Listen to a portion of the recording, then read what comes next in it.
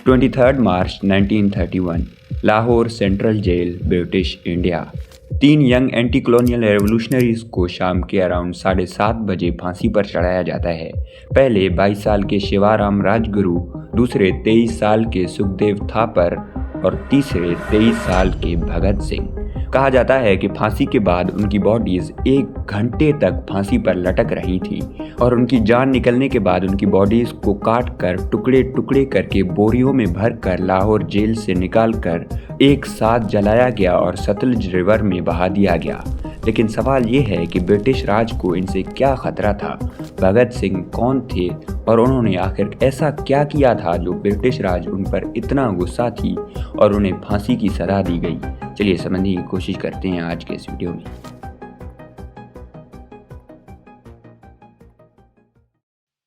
भगत सिंह पैदा हुए थे 27 सितंबर साल 1907 को बंगा विलेज, लैलापुर डिस्ट्रिक्ट में, जो आज फैसलाबाद पाकिस्तान का हिस्सा है। उनका ताल्लुक एक पॉलिटिकली एक्टिव फैमिली से था। उनके वालिद और चचा दोनों ब्रिटिश राज के खिलाफ मूवमेंट्स का हिस्सा बने रहे थे, इसलिए भगत सिंह के लिए पॉलिटिक्स अचानक डिसीजन नहीं था। ये सोच घर के माहौल से उनके दिमाग में बैठ चुकी थी। 1919 में भगत सिंह 12 साल के थे जब अमृतसर मैसेकर हुआ, जहां पर ब्रिटिश आर्मी ने एक बड़े से क्राउड पर गोलियां चलाईं, जिनमें से 1500 लोग मारे गए और इस चीज़ ने भगत सिंह पर एक बहुत बड़ा असर डाला।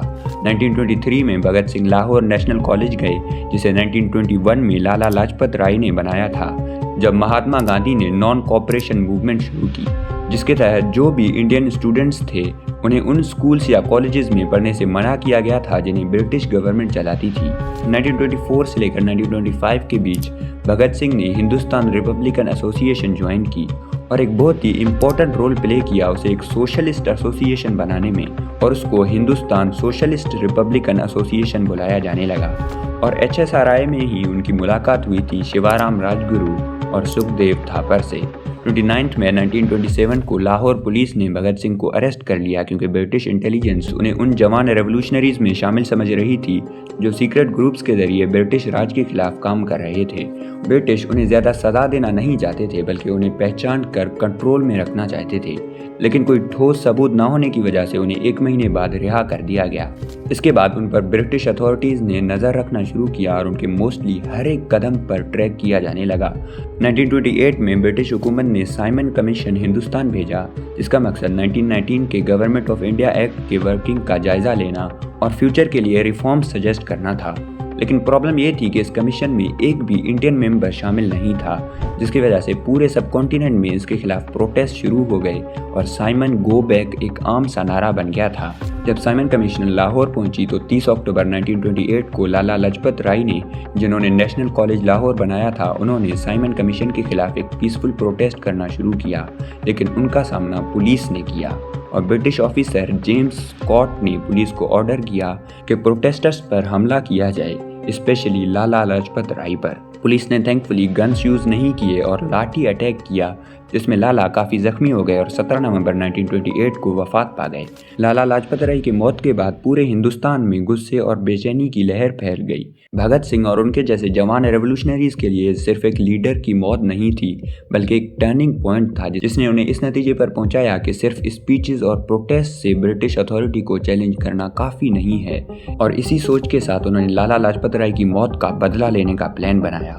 उनका प्लान था कि जेम्स स्कॉट को टारगेट किया जाए, लेकिन जब वो प्लान इम्प्लीमेंट किया गया तो जेम्स स्कॉट वहां पर था ही नहीं और गलती से JP सॉन्डर्स, जो कि एक जूनियर ब्रिटिश ऑफिसर था, राजगुरु के गोलियों का निशाना बन गया।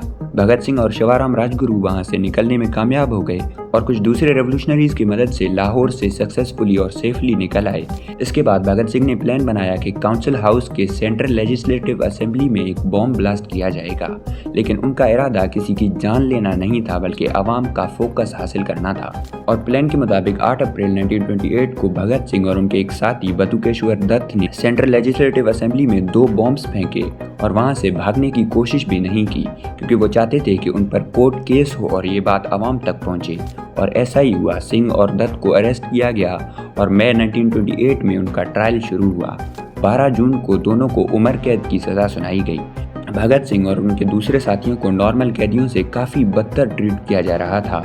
उन्हें ना साफ कपड़े मिलते, ना बुक्स, ना न्यूज़पेपर्स, बिल्कुल कुछ भी नहीं मिलता था उन्हें। इसलिए सिंह और दूसरे कैदियों ने हंगर स्ट्राइक की और कुछ भी खाने से मना कर दिया। इस दौरान जवाहरलाल नेहरू ने उन्हें जेल में विजिट किया और मोहम्मद अली जिन्ना ने भी उनके लिए आवाज़ उठाई और धीरे धीरे भगत सिंह और उनके दूसरे साथी पूरे इंडियन सब कॉन्टिनेंट में फेमस होने लगे।